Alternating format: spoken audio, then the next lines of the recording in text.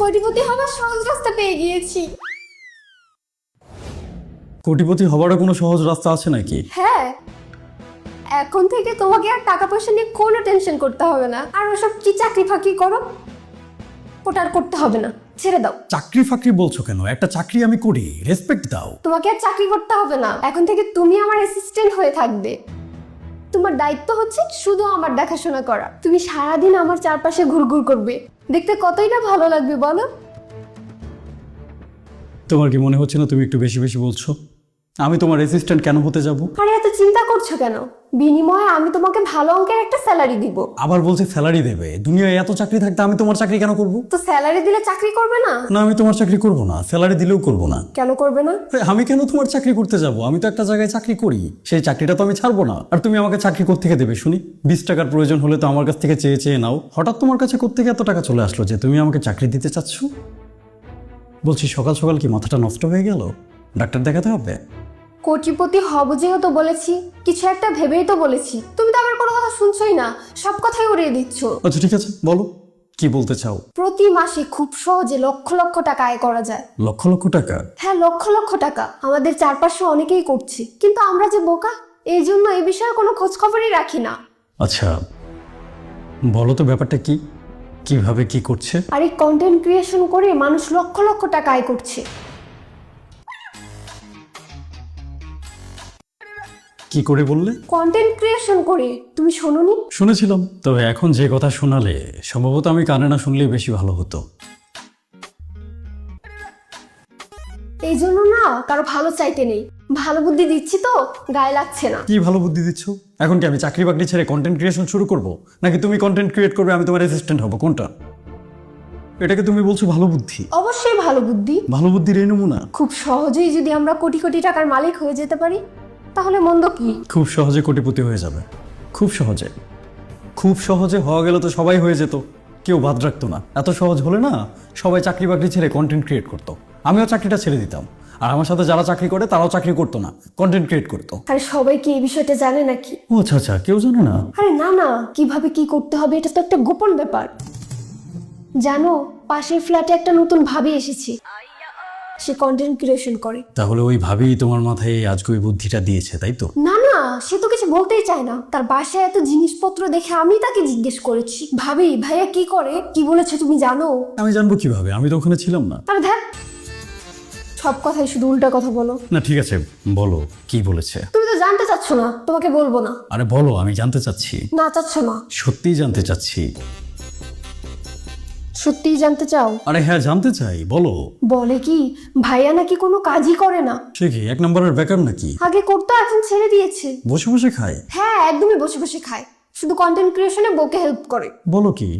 তাহলে তো বেশ আরামের জীবন। এরকম আরামের জীবন তোমারও হতে পারে। কিন্তু এত আরামের জীবন আমার চাই না। পুরুষ হয়ে জন্মেছি, এই কাজটা করতেই হবে। ওরকম বিড়ালের মতো আরামের জীবন আমার চাই না। আর চাকরি বাকরি ফেলে সারাদিন ওভাবে বাসায় বসে থাকলে আমার ভালো লাগবে না। আরে নিজের ভালো তো পাগলেও বুঝে, তুমি বুঝতে পারছো না? আর সবকিছুর দাম যেভাবে বাড়ছে, সংসারটাকে সুন্দরভাবে চালাতে গেলেও তো অনেক টাকার দরকার, তাই না? শোনো, তোমাকে সিরিয়াসলি কিছু কথা বলি। কন্টেন্ট ক্রিয়েশন ব্যাপারটাকে তুমি যত সহজ ভাবছো, ব্যাপারটা আসলে অতটাও সহজ না। আর এই ব্যাপারে যে আমার কোনো ধারণা নেই এমনটাও না। বলো কি, তোমার আইডিয়া আছে? হ্যাঁ, মাস দুয়েক আগে থেকেই তো সবার মাথায় কন্টেন্ট ক্রিয়েশনের ভূত উঠেছে। তখন থেকে প্রতিদিনই এ বিষয়ে ধারণা পাচ্ছি। তাহলে আমাকে এতদিন বলনি কেন? তোমাকে বলিনি কারণ এই ব্যাপারে আমার অভিজ্ঞতাটা খুব একটা ভালো ছিল না। তোমাকে গল্পটা বলছি, শোনো। বলো তো শুনি। আমাদের অফিসের মার্কেটিং সেক্টরটা যে দেখাশোনা করে জনাব রাকিব সাহেব, ওনাকে তো চেনো? হ্যাঁ, একবার মনে হয় দেখেছি। মাস দুয়েক আগে রাকিব সাহেবের মাথায় হঠাৎ করে ভূত উঠলো, সে নাকি কন্টেন্ট ক্রিয়েশন করবে। বলো কি, তাই নাকি? কিন্তু বিপত্তি বাঁধলো তখন যখন সে বুঝতে পারলো সে কোন বিষয়ের উপরে কন্টেন্ট বানাবে সেটাই খুঁজে পাচ্ছে না। কি করবে কি না করবে দুদিন ভাবার পর সে ডিসিশন নিল সে ফ্যামিলি ব্লগিং করবে। ও আচ্ছা আচ্ছা, ব্লগিং। কারণ ফ্যামিলি ব্লগিং করতে খুব বেশি টাকার প্রয়োজন হয় না, বাসার বাইরে যেতে হয় না, তাই খরচ কম। বাসায় থেকেই যেহেতু করা যাবে তাই এটার জন্য খুব বেশি এক্সট্রা টাইমও তাকে বের করতে হবে না। সুতরাং ডিসিশন ফাইনাল। এরপর তিনি যথারীতি ফ্যামিলি ব্লগিং শুরু করে দিলেন। আর তারপর তার ব্যক্তিগত জীবন বলতে আর কিছু থাকলো না। তিনি কি খাচ্ছেন, কখন খাচ্ছেন, কোথায় যাচ্ছেন, কার সাথে যাচ্ছেন, তার ফ্যামিলিতে কে কি কালারের পোশাক পরছে, তার বিছানার চাদরের রং কি, অফিসের প্রত্যেকটা কলিগ প্রতিদিন সেই বিষয়ে আপডেট পাচ্ছিল।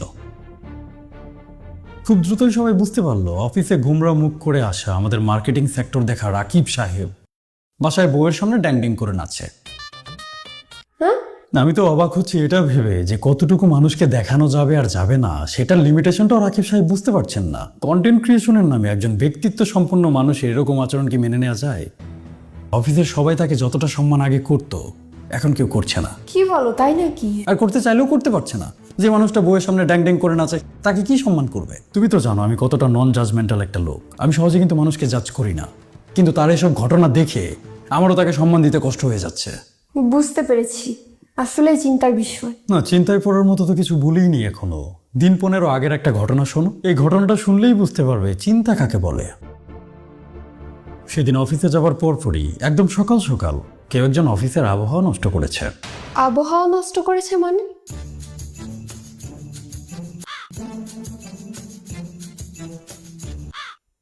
আবহাওয়া নষ্ট করেছে মানে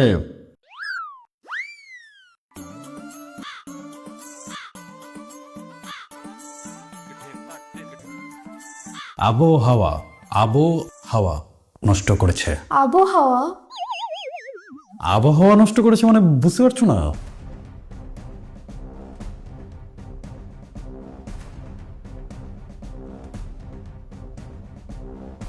আবহাওয়া নষ্ট করেছে।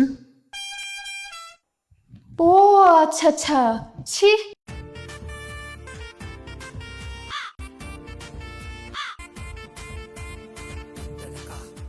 ছি, এই ঘটনা আমি আর কি বলবো তোমাকে, কি একটা অবস্থা।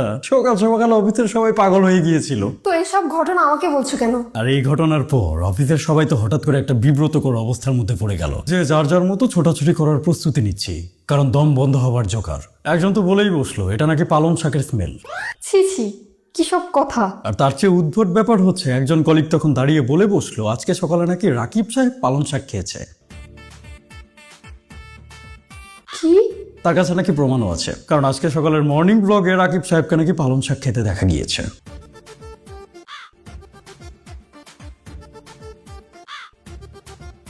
এবার বোঝো তাহলে কন্টেন্ট ক্রিয়েশনের নামে ব্যক্তিগত জীবন বিসর্জন দিলে কি কি হতে পারে। কি একটা অবস্থা!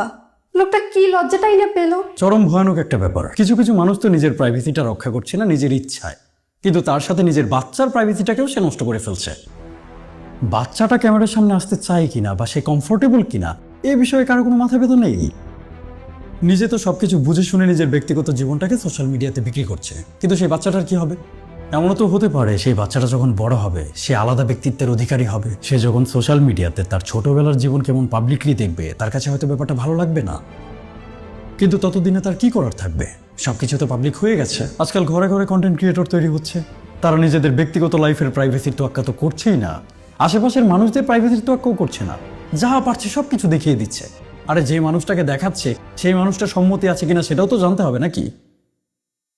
যাই হোক, মূল বিষয় হচ্ছে রাকিব সাহেব কিন্তু আমাদের অফিসের একজন সম্মানীয় ব্যক্তি ছিলেন, কিন্তু এই ঘটনার পর তার সম্মানটা যে আগের জায়গায় নেই সেটা চোখ বন্ধ করে বলা যায়।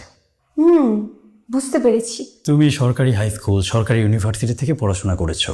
এই সরকারি প্রতিষ্ঠানগুলো কিন্তু মানুষের ট্যাক্সের টাকায় চলে। মানুষের ট্যাক্সের টাকায় পড়াশোনা করার পর দেশের প্রতি কিছুটা হলেও তো দায়বদ্ধতা জন্মায় নাকি? হ্যাঁ, সেটা তো থাকে। সেই দায়বদ্ধতা থেকে তোমার এমন কোনো পেশা বেছে নেওয়া উচিত যে পেশা থেকে দেশকে তুমি কিছুটা হলেও সার্ভ করতে পারবে। সব কাজকর্ম বাদ দিয়ে শুধু কন্টেন্ট ক্রিয়েশন কে করবে? যে মানুষটা হয়তো তোমার মতো উচ্চশিক্ষার সুযোগ পায়নি সে করলেও করতে পারে, কিন্তু জীবনের একটা লক্ষ্য নিয়ে এত পড়াশোনা করে এত দূর আসার পর তুমি কোনো কাজ না করে শুধু কন্টেন্ট ক্রিয়েট করবে, সেটা কি হতে পারে? সেটা কি হতে দেয়া যাবে? এই কন্টেন্ট ক্রিয়েশনের ভূত তোমার মাথায় ওঠার আগে তোমার জীবনের লক্ষ্যটা কি ছিল বলো তো? আমি একজন টিচার হতে চেয়েছি। হ্যাঁ, সবসময় তুমি সেটাই হতে চেয়েছো, সেটাই আসল। তুমি একজন টিচার হতে চাও কারণ তোমার বাচ্চাদেরকে পড়াতে ভালো লাগবে। হ্যাঁ, সেটা তো লাগবে। হ্যাঁ, এটাই তোমার জীবনের আসল উদ্দেশ্য। তোমার লক্ষ্য তো কোনোদিন কন্টেন্ট ক্রিয়েশন ছিলই না, এই ব্যাপারে তুমি খুব বেশি কিছু জানো না। আর এখন হঠাৎ করে তুমি যদি তোমার লক্ষ্য বদলে ফেলো, একজন ফুল টাইম কন্টেন্ট ক্রিয়েটর হয়ে যাও, তুমি কি কন্টেন্ট বানাবে বলো তো? পাশে থাকলে পাশে পাবেন, 10 সেকেন্ড ব্যাক টু ব্যাক। আসুন সবাই আমরা একে অপরকে সাহায্য করি। এই প্ল্যাটফর্মে ভালো কিছু করতে গেলে একজনের আরেকজনকে সাহায্য করতে হবে। অমুক ভাইয়ের এত হাজার ফলোয়ার কমপ্লিট হয়েছে, তাকে কংগ্রেচুলেশন। তুমি এসব রিডিকুলাস কথাবার্তা বলবে সোশ্যাল মিডিয়াতে এসে? আত্মসম্মান থাকবে? থামো তো তুমি। সারাটা জীবন এত কষ্ট করে পড়াশোনা করলে একজন ভালো টিচার হতে চাও, এখন তুমি পাশের বাসার ভাবিকে দেখে ইনফ্লুয়েন্স হয়ে একজন কন্টেন্ট ক্রিয়েটর হবে, টিচার নাকি হবেই না? এটা তো হতে পারে না। পাশের বাসার ভাবি কন্টেন্ট ক্রিয়েট করে অনেক টাকা উপার্জন করছে, এমনটাও তো হতে পারে যে এই বিষয়ে তার অনেক আগে থেকে একটা গোল ছিল। এখানে সবচেয়ে বড় সমস্যার বিষয় হচ্ছে কন্টেন্ট ক্রিয়েটের ব্যাপারে তোমার কোনো গোল নেই। তোমার গোল হচ্ছে শুধুই টাকা ইনকাম করা। তাহলে ভালো কন্টেন্টটা তুমি কি করে বানাবে বলো? তাই তুমি কন্টেন্ট ক্রিয়েট করলেও কি বিষয়ের উপর কন্টেন্ট বানাবে সে বিষয়ে তোমার তো একটা গোল থাকা উচিত, তাই না? কি বলো, কন্টেন্ট ক্রিয়েট করতে গেলেও গোল থাকতে হবে? অবশ্যই থাকতে হবে। প্রত্যেকটা মানুষেরই তার নিজের প্রফেশনের পেছনে একটা গোল থাকে। যেমন একজন ডক্টর, তার গোল হচ্ছে মানুষের সেবা করা। মানুষের সেবা করা? আচ্ছা ঠিক আছে, টাকা ইনকাম করা। সে যাই হোক, প্রত্যেকটা মানুষই যে প্রফেশনে থাকে সেই প্রফেশনে থাকার পেছনে তার তো একটা গোল থাকে, তাই না? সবারই যার যার প্রফেশন নিয়ে একটা গোল থাকে। আচ্ছা ঠিক আছে, থাকে না কিন্তু থাকা উচিত। প্রত্যেকটা মানুষই যে প্রফেশনে কাজ করছে সেই প্রফেশনে তার একটা গোল থাকা উচিত। ইতিহাসে যারা নিজেদের প্রফেশনে অনেক বেশি ভালো করেছে তাদের প্রত্যেকেরই নিজেদের প্রফেশনের ব্যাপারে একটা গোল ছিল, এজন্যই তারা ভালো করতে পেরেছে। যদি তোমার কোনো গোল না থাকে তাহলে তো তুমি কাজটা ভালোভাবে করতে পারবে না, কারণ কি করতে হবে সেটাই তুমি বুঝতে পারবে না। শুধু শুধু কন্টেন্টের নামে উল্টোপাল্টা কথা বলে নিজের আর মানুষের সময় নষ্ট করার তো কোনো মানে হয় না। তুমি যদি কোনো প্রফেশনই বেছে না নাও, শুধু বাসায় বসে থাকো, তাহলে সারাদিন শুধু চিন্তাই করতে থাকবে যে কি কন্টেন্ট বানানো যায়। ভালো কোনো কন্টেন্ট আর তোমার মাথায় আসবে না। আর মাথায় যদি ভালো কোনো কন্টেন্ট না আসে তখন মানুষ কি করে? ওই যে অমুক ভাইকে এত হাজার ফলোয়ারের শুভেচ্ছা, এসব আবোল তাবোল কন্টেন্ট তোমাকে বানাতে হবে, তখন মানসম্মান থাকবে? তাহলে কি আমি কন্টেন্ট ক্রিয়েট করব না? অবশ্যই করবে। আমি কখন বললাম যে করতে পারবে না? আমি কিন্তু তোমাকে এটা বলছি না যে তুমি কন্টেন্ট ক্রিয়েট করো না। আমি শুধু তোমাকে এটা বোঝাতে চাইছি যে কন্টেন্ট ক্রিয়েট করতে চাইলেও যে কোনো পেশায় থেকে সেটা করা যায়। তুমি কিন্তু চাইলে তোমার পেশার পাশাপাশিও কন্টেন্ট ক্রিয়েট করতে পারবে। যেমন তুমি একজন টিচার হতে চাও, বাচ্চাদেরকে আরও ভালোভাবে কিভাবে পড়ানো যেতে পারে সে বিষয়ে তুমি কন্টেন্ট বানাতে পারো। প্রতিদিন বাচ্চাদের পড়াতে পড়াতে কি কি বিড়ম্বনায় তোমাকে পড়তে হচ্ছে সেই বিষয়ে তুমি কন্টেন্ট বানাতে পারো। একটা কঠিন বিষয়কে কিভাবে বাচ্চাদের খুব সহজে বোঝানো যায় এই বিষয়ের উপরে কন্টেন্ট বানাতে পারো। এরকম একটা প্রফেশনে থেকে যদি তুমি কন্টেন্ট ক্রিয়েট করো তখন প্রতিদিনের কর্মজীবন থেকে প্রতিদিনের কন্টেন্ট তুমি পেয়ে যাবে, তোমার কন্টেন্টের কোনো অভাব হবে না। আর তোমার বানানো সেই কন্টেন্ট থেকে মানুষ উপকৃত হবে, অনেক কিছু শিখতে পারবে। এভাবে যদি তুমি কাজ করে যাও তাহলে তুমি দেশকে সার্ভ করারও সুযোগ পেলে, কন্টেন্ট ক্রিয়েটও করতে পারলে, কোনোদিন তোমার কন্টেন্টের কোনো অভাবও হবে না, আর তোমার কন্টেন্ট থেকে অনেকের অনেক উপকারও হবে। শুধু তুমি কেন, যে কোনো পেশায় থেকে একজন মানুষ কন্টেন্ট ক্রিয়েট করতে পারে। একজন কৃষকও যদি চায় তার কৃষিকাজের পাশাপাশি কন্টেন্ট ক্রিয়েট করতে পারে। সে তার প্রতিদিনের কৃষিকাজ থেকে নতুন নতুন কী শিখতে পারছে সেই বিষয়ের উপর কন্টেন্ট বানাতে পারে। এতে করে এই প্রফেশনে যারা নতুন আসছে তাদের উপকার হবে। আবার সেই কৃষকটা নিজেও যদি কোনো সমস্যায় পড়ে, কোনো সমাধান না খুঁজে পায়, সে কিন্তু কন্টেন্টের মাধ্যমে মানুষের কাছে প্রশ্ন করতে পারে। মানুষ তখন কমেন্টে তাকে জানাবে কিভাবে এটার সমাধান করা যায়। এভাবে কাজ করতে করতে একই সাথে কিন্তু একজন সফল কৃষক এবং কন্টেন্ট ক্রিয়েটর হওয়া সম্ভব। কিন্তু তারপরও সব কাজকর্ম বাদ দিয়ে একজন মানুষ যদি শুধু কন্টেন্টই বানানো শুরু করে, সেটা কি বোকামির মধ্যে পড়ে না? আচ্ছা, একটা প্রফেশনে থেকে কি এমন ইনফরমেশন দিয়ে ফেলবো যে ইনফরমেশনটা বই বা ইন্টারনেটে নেই? সব সমাধান তো বই বা ইন্টারনেটেই আছে, তারপরেও মানুষ কন্টেন্ট কেন দেখবে? ভালো প্রশ্ন করেছ। দেখো, বই বা ইন্টারনেটে সব কিছুর উত্তর আছে, এটা সত্য। কিন্তু বই বা ইন্টারনেটের উত্তরগুলো সবার কাছে সহজ নাও মনে হতে পারে। সেম প্রফেশনে থাকা একজন ব্যক্তি যখন ব্যাপারটাকে সহজ করে বুঝিয়ে বলে তখন সামনে থাকা ব্যক্তিটাও খুব সহজে বুঝতে পারে। আর তুমি তো জানো একই প্রফেশনে থাকা ব্যক্তিদের ভাষা অনেকটা একই রকম হয়। সেটা অবশ্য ঠিক বলেছো। অনেক বছর পর শুনলাম যে আমি ঠিক বলেছি। খোঁচা দিও না তো, ঠিক বলেছো তাই স্বীকার করেছি। তোমার মাথার উদ্ভট ভূত নামানোর জন্য এতক্ষণ অনেক কথা বলেছি, এখন আর আমি কিছু বলবো না। এবার তুমি বলো, ভবিষ্যতে কি করতে যাচ্ছ? কি আর করবো, বাচ্চাদের টিচার হব। আচ্ছা, আর কন্টেন্ট ক্রিয়েশন স্বপ্ন কি ভেঙে গেল? একদমই না, বাচ্চাদের পড়ানোর পাশাপাশি কন্টেন্ট ক্রিয়েট করব। তারপর কি কোটি কোটি টাকার মালিক হয়ে যাবে আর আমাকে অ্যাসিস্ট্যান্ট হিসেবে রাখবে? আরে ধ্যাস, ওটা তো মজা করে বলেছি। তোমার চাকরি তুমি করবে, আমার কাজ আমি করব। শুনে খুব ভালো লাগলো। এখন এক কাপ চা কি পাবো? হ্যাঁ দিচ্ছি, আর আজ খুব ভালো ভালো কথা বলেছো, এর জন্য চাই চিনি বেশি দিব। আজকাল কন্টেন্ট ক্রিয়েশনের নামে অনেকেই নিজেদের ব্যক্তিত্ব হারাচ্ছেন। জীবনে চলার পথে আমরা যাই করি না কেন, অন্তত এতটুকু মাথায় রাখা উচিত, আমাদের সন্তানেরা বড় হবার পর যেন আমাদের এমন কোনো কাজকর্ম না দেখে যেটা দেখলে তাদের আমাদেরকে সম্মান করতে কষ্ট হয়ে যাবে। তাই কন্টেন্ট ক্রিয়েশনের নামে ব্যক্তিত্ব হারাবেন না।